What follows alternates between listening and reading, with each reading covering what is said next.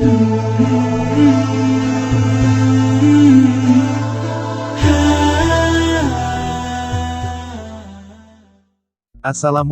warahmatullahi wabarakatuh. Ada manusia bertelur mengingatkan kita pada kisah Abu Nawas dipaksa bertelur.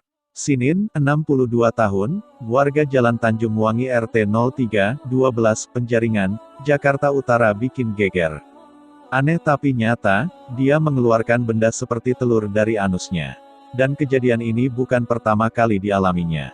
Pria yang bekerja sebagai operator di perusahaan percetakan ini, tampak kaget ketika kejadian yang pernah dialaminya beberapa tahun lalu itu terulang. Dari anusnya, dia mengeluarkan benda seperti telur. Berwarna putih dan kecil seperti telur ayam kampung. Sinin pun jadi tontonan warga sekitar. Kasus yang menimpa Sinin ini mengingatkan kita pada kisah Abu Nawas, seorang pujangga asal Baghdad, Irak yang melegenda. Abu Nawas terkenal cerdik, dan pandai membohongi sang raja kala itu, Raja Harun al-Rasyid. Apa yang akan digelar besok? Abu Nawas diundang untuk mandi bersama Baginda Raja dan para menteri di pemandian air hangat yang terkenal itu. Seperti yang telah direncanakan, Baginda Raja dan para menteri sudah datang lebih dahulu. Baginda membawa 19 butir telur ayam. 18 butir dibagikan kepada para menterinya. 1 butir untuk dirinya sendiri.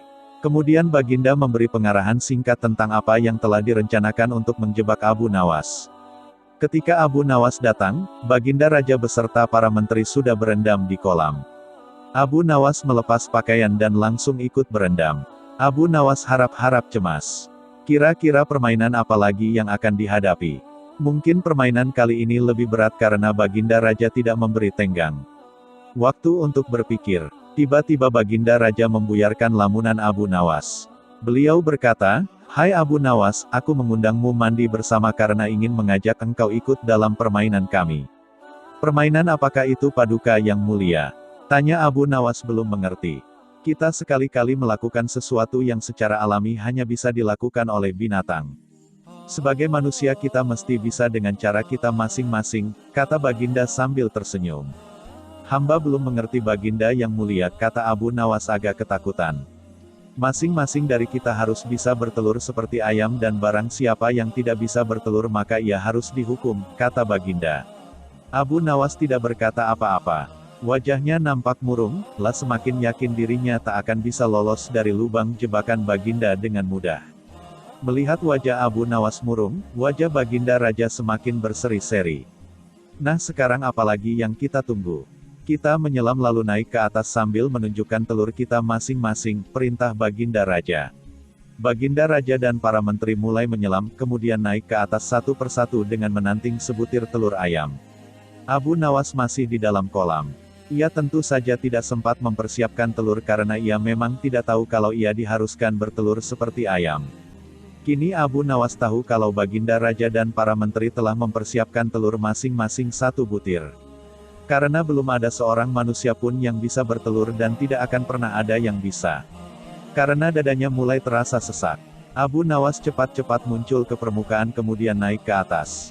Baginda Raja langsung mendekati Abu Nawas. Abu Nawas nampak tenang, bahkan ia berlaku aneh. Tiba-tiba saja ia mengeluarkan suara seperti ayam jantan berkokok keras sekali sehingga Baginda dan para menterinya merasa heran. "Ampun Tuanku yang mulia, hamba tidak bisa bertelur seperti Baginda dan para menteri," kata Abu Nawas sambil membungkuk hormat. "Kalau begitu engkau harus dihukum," kata Baginda bangga. "Tunggu dulu wahai Tuanku yang mulia," kata Abu Nawas memohon. "Apalagi hai Abu Nawas," kata Baginda tidak sabar. "Paduka yang mulia, sebelumnya izinkan hamba membela diri.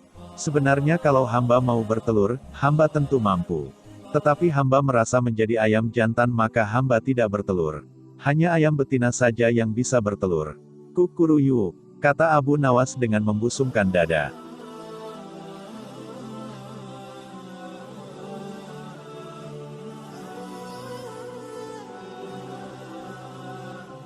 Baginda Raja tidak bisa berkata apa-apa. Wajah Baginda dan para menteri yang semula cerah penuh kemenangan kini mendadak berubah menjadi merah padam karena malu. Sebab mereka dianggap ayam betina. Abu Nawas memang licin, malah kini lebih licin daripada belut. Karena merasa malu, Baginda Raja Harun al-Rasyid dan para menteri segera berpakaian dan kembali ke istana tanpa mengucapkan sepatah kata pun. Memang Abu Nawas yang tampaknya blon itu sebenarnya diakui oleh para ilmuwan sebagai ahli mantik atau ilmu logika.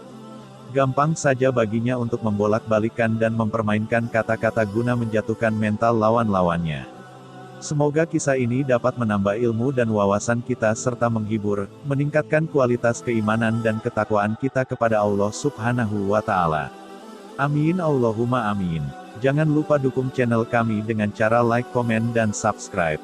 Ikuti terus channel kami ini, karena insya Allah akan ada banyak lagi kisah-kisah Islami lainnya untuk kita pelajari bersama. Sekian, wassalamualaikum warahmatullahi wabarakatuh.